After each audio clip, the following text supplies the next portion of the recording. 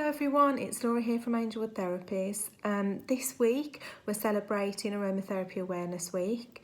So I just wanted to have a chat about what exactly essential oils are, because for those of you that aren't aromatherapists, then it can get a little bit confusing really, because there are so many fragranced things out there. And essential oils are in so many different products as well, so the safe use can be quite confusing because essential oils are just everywhere in everything from food to toiletry products, anything really. You can diffuse them, use them around the house, etc. So I just wanted to clear it up a little bit and introduce essential oils before I include any more information. So essential oils, they are the essence of the plant that they've extracted from. That's how they're kind of described. They're highly concentrated oils that aren't actually oily, funnily enough. If you have got a really good quality essential oil, it should just evaporate without leaving a stain or a mark. So that is always a good sign of a high quality essential oil. But yeah, they are known as the essence because they're highly concentrated. They are natural, but natural doesn't always mean safe. There are lots of things in nature that we would consider toxic to us. And because of the way that we extract the essential oils from the plants, it makes them highly concentrated. So more concentrated than they are in their natural state within nature. And that is something that we really do have to consider when we're using them. They are absolutely fantastic. Their therapeutic properties are amazing. They've been scientifically proven. A lot of studies done into them out of, the potential benefits of what the oils or the properties that they can have. So they are very potent, very strong. They aren't water soluble, which means that if you do mix them in with water, that the chemical constituents within the oil does not disperse and get diluted within water. So if you're putting them in baths, and then the obviously misconceptions with certain ways, certain methods of using them, it means that if it's blended in water, it isn't actually diluted efficiently or effectively. They are they vary in terms of how long it takes them to evaporate, which is why you may or may not have heard of a term called top, middle and base. So for instance, top notes are the ones that we tend to smell first. They really hit our olfactory systems, our sense of smell, and can be considered quite strong, but they tend to evaporate the quickest. Whereas like the base are generally, if they're mixed in a blend, they're the ones that they're the undertones, which means that we don't tend to smell them straight away or be aware of them instantly, but they're the ones that take the longest to evaporate. And so normally what aromatherapists do tend to make a nice synergy and utilise the strengths of each top, middle and base in order to make a nice therapeutic synergy, enhancing the properties of each of the oils, which means that the top, middle and base blend, so that has a positive effect on their evaporation times and they support each other. So yeah, again, it's all very in depth. Aromatherapy isn't something that should be considered lightly, and definitely without the advice of somebody who is qualified in aromatherapy, or at the very least, thorough research done. Sometimes because we hear about them or we know about them, tend to just assume that because they're used regularly that it's just safe to go ahead and just and have a go ourselves. But you do need to sort of be a little bit clued up and have done enough research in order to be able to do that safely, because too much of a good thing is no longer a good thing, and it can cause injury, illness, harmful effects if used unsafely. So essential oils, they are natural, they come from plants, and it actually depends on the essential oil as to what part of the plant that it comes from. So this can be anything from leaves, petals. How many of us as kids tried to make rose perfume? It can become from twigs. It can become from fruit, the skins in fruit, for instance.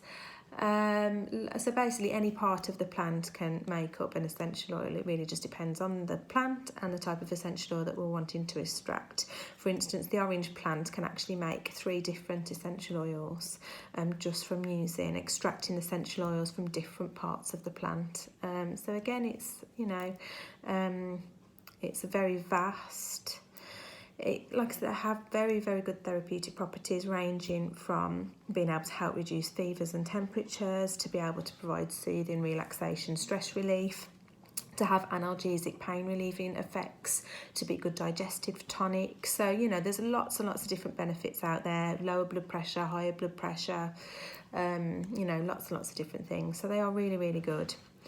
The main way that we actually extract the essential oil from the plant is by a process called steam distillation. There are other methods, but I'll just talk about steam distillation just to give you an idea. So basically what happens with steam distillation is you gather all of the plant matter that you're going to extract the essential oils from, put it in water, and then it's heated until boiling. And then what happens is, as the matter mixed with the water is boiled, the essential oil is then released from the plant matter into the water. And then as the water evaporates, it becomes steam, the steam rises. And so the essential oil is actually rising with the steam. And then it goes through a process where then the steam is cooled down, and then the essential oil and the water then is separated because they've got different weights, so they're able to separate the water from the essential oil. So that produces the essential oil, and then obviously that's what we know today, and what we use in aromatherapy, and has lots and lots of wonderful beneficial qualities. And then what is left over, that water, is actually known as a hydrolat or a hydrosol or a flower water. So for instance, I think most people will have heard of things like rose water or orange blossom water, etc. And that's what a lot of people use for toners and things. And actually the hydrosols themselves, not anywhere near as potent as the essential oils, have therapeutic qualities themselves, but are actually much, much safer to use. So if you've got younger children or elderly or someone who's got complex health issues, then actually utilising the hydrosols rather than the essential oils can actually be much more beneficial.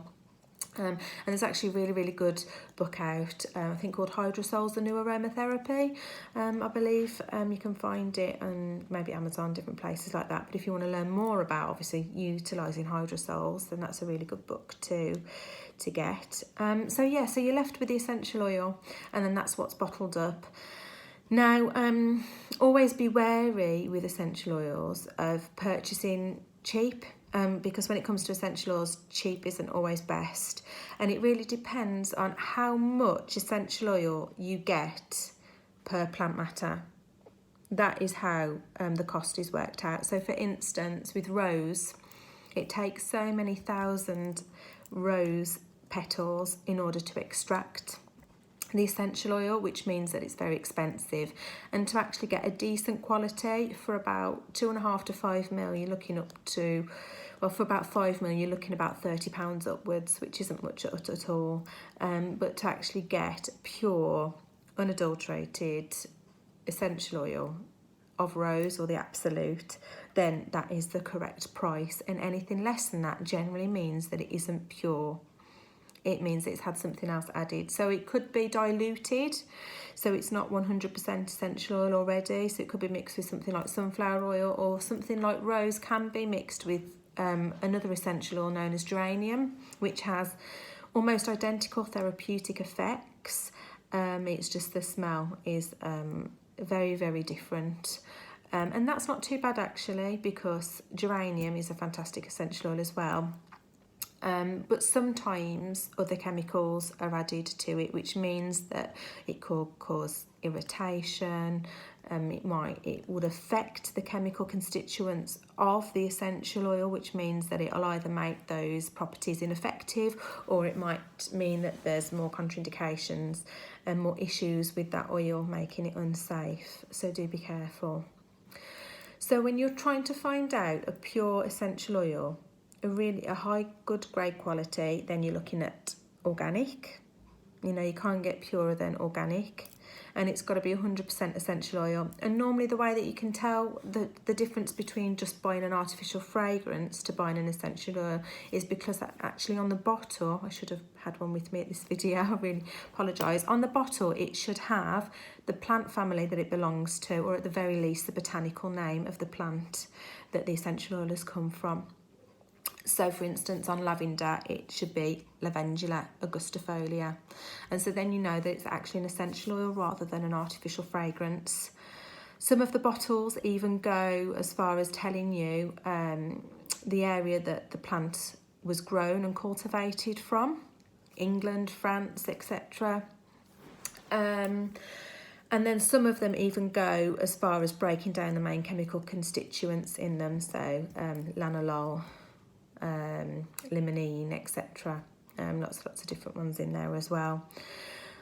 There is no such thing as therapeutic grade essential oil. Like I said, you're looking for, ideally, the best quality is unadulterated, 100% pure and organic. That is the best you can get, and there are quite a few companies out there that do provide those essential oils, but there isn't one company in particular where that oils are purer. An essential oil is an essential oil. As I said, organic only means that the plants have not had pesticides or any other chemicals used to help grow the plant, which will then affect the chemical constituents and the therapeutic properties of the essential oil. Whereas if it's grown organically, then you know that it's pure natural soil, nothing else has been added to help that plant grow, which means you'll get an honest, pure essential oil once it's been extracted. So again, that's something else to bear in mind, because any type of external change in its natural growing state will actually affect the therapeutic properties or the chemical constituents of the essential oil. So even as far as where it's grown in the world will mean that the chemical constituents will be different. So for instance, lavender that's grown in France will have slightly different chemical constituents to lavender that's grown in England, because of the different soil temperature, environment, etc. But that doesn't mean that one is necessarily better than the other. It's just that there will be a chemical difference if you were to break those molecules down and have a look. So natural changes or differences between essential oils is absolutely fine. It's when we start messing with the molecules, adding things that shouldn't be there or wouldn't naturally be there, or diluting it with something else that is unnatural and is going to tamper with the chemical constituents with the essential oils. So I've gone into a little bit of depth there, but hopefully helped to maybe make you understand a little bit more, or help you to understand a little bit more rather than make you, about what exactly essential oils are and how to look out for really good quality ones. Because when you see fragrances to put in an oil burner, for instance, a lot of the time it can be cheap. Artificial fragrances, which isn't an essential oil. Definitely, if you're going to use it, do your research. The way that qualified aromatherapists recommend you use the oils, and it really depends on the oil, and the reason why is either diluted into a vegetable oil base, so that's generally used as a massage medium, so things like blended with sunflower oil, grapeseed oil, sweet almond oil, wheat germ, jojoba, lots and lots of different oils out there, vegetable based oils, because that will dilute it enough to make it safe. Because when you do apply essential oils to the skin, it does get into the bloodstream, and as I mentioned, essential oils are much more potent than they would be if you were using them in their natural form within the plant still. Another way could be in the bath, but you would need to make sure that you are enabling it to blend into the bath water. So you generally tend to need homogenising products with it as well to help balance that out. You can use them in compresses, cold or hot compresses, but again you need to think about diluting it. You don't use a couple of drops. You could use it in base creams, lotions, shampoos, conditioners, etc. So anything like that, or balms, or things like coconut oil, etc. that solidify at room temperature. So they could be really, really effective ways of using the essential oil. But again, you need to look, it depends on you or who it's been blended for. It depends on your medical conditions, your lifestyle conditions, medication, etc., as to what oils will be considered safe and the best way to use them. And so that is a really, really big consideration, which is why aromatherapists will do really, really thorough consultations. It might seem like we're asking a lot of questions, like almost like you're going to the doctor, but it is for a reason, and it is to make sure that, well, we're getting the blend right for you, but also we're making sure that it's safe and effective. I think the main thing to remember is when you're looking at essential oils is that less is actually more.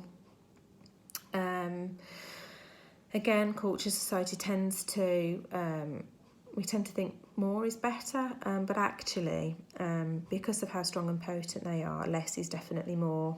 When we breathe an essential oil in a diffuser, we're actually, that essential oil is still entering our bloodstream. It's going up our nose, being, caught in by the milia, absorbed into our bloodstream through there, and it's is affecting our body. So even in a diffuser, you still have to be very careful. As I said, some oils can raise blood pressure. So for those of you that might have high blood pressure, then you don't want to use an oil that obviously could potentially raise your blood pressure even more. And the same with oils that lower your blood pressure. If you've got low blood pressure, you're prone to dizzy spells or passing out, well then that's the last type of oil that you'd like to use as well. And obviously there's loads of different examples of that, including maybe people that have suffered with estrogen-based cancers. Again, there is essential oils that actually can help increase the levels of estrogen within the body, and so again those would be considered contraindicated as well. So there's lots of different things that you need to consider. There is the one thing that we definitely don't advise as aromatherapists is to use an essential oil neat on the skin. There is a couple of very minor exceptions to that, but again it would be under the advisory of a qualified aromatherapist. But on the whole, you do not use it neat on the skin. There's no need to. As I said, less is more. Another consideration is not to ingest the oils, even if they've been diluted in water, because as I said, essential oils aren't water soluble, so actually they're not diluted at all. So they'll be strong, but also because it's such a powerful way and an instant way to ingest it, and it's going down into your digestive tract, etc. The different chemicals are going to be having chemical reactions within the different cells and molecules within the body. It's actually can be quite dangerous because it depends on obviously the chemical constituents within that essential oil, and also that person's medical and health and what other existing medication they may be on. It can even be dangerous without being on any medication at all. So it really is a big consideration. And actually the only people that really should be qualified in recommending ingesting essential oils are doctors, medical doctors, who are also qualified in aromatherapy up to degree level, because they will know medically and be able to understand medically what's going on with that person and their health. They'd also have an understanding of any medication that they may be on. and the chemicals that are in that medication and how that interacts with the body. But then also they need to have that understanding of the chemical constituents within the essential oils and how that chemistry will impact not only on the person but also impact the medicine, the medication they may be on, and how that impacts within the body as well. So it is actually, aromatherapy is wonderful, and as holistic as it is actually very, very chemistry based. And in order to use it safely, you really need to know what you're doing. An aromatherapist learn that, and so that's one reason why aromatherapists will not prescribe essential oils or blend essential oils to take internally or neat, because we just don't have that level of knowledge or qualification, because we don't practice out of our scope of knowledge. And as I said, not everything in nature is safe, and you know that, like I said, you can get very, very good benefits. It will still enter your bloodstream just by applying it topically. The reason why we don't use these essential oils neat on top of the skin is because a lot of the essential oils are something called phototoxic. So as soon as you go out into the sunlight, you can burn very easily, or sunbeds, etc., or anything that kind of triggers excessive heat can actually cause like 3rd-degree burns. Which is why, aftercare advice after having a massage is kind of stay away from the sun, go and hide for a bit. And actually there have been evidence and more cases now, because of people being advised that it's safe to use on the skin, and that they're actually getting these horrible burns and will be scarred for life because of that. Also is because some oils can cause sensitization. All oils actually could potentially cause sensitization as well, because they are so potent, they're so concentrated, and the skin just can't tolerate that. Essential oils do actually, obviously the skin acts as a barrier, acts as protection, but essential oils is one of the few things that actually can go through and into the skin and into the bloodstream that way. And if it's a very, very strong level concentration of essential oil, then it is going to irritate the skin. The skin's going to freak out and not be very happy with you. So that's just a couple of examples. So I hope this has helped, and I hope this has helped you make informed choices or decisions, or consider the way that you may want to use essential oils as well. Different dilutions for different ages. Babies under 3, it's not recommended that you use essential oils at all as well. And also certain animals, particularly cats and dogs, can also certain essential oils, even the more common, popular, the ones that are considered the most safe essential oils, can actually send those animals into kidney failure, even if they've been diffused around the house, because their livers, their kidneys cannot break down the molecules effectively. So this is the whole reason why you really need to ensure that you're informed about the best way and the best oils and the safest way to use them.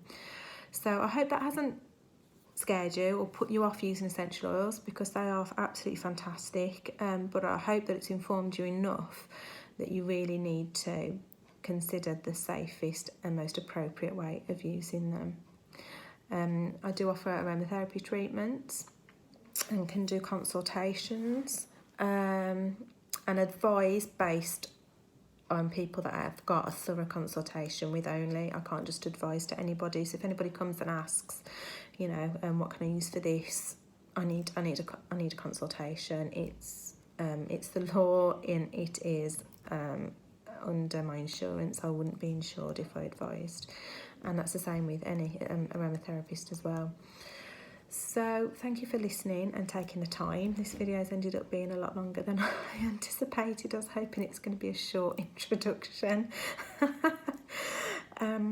But yeah, aromatherapy is an absolutely wonderful topic, but just do your research so you can enjoy them.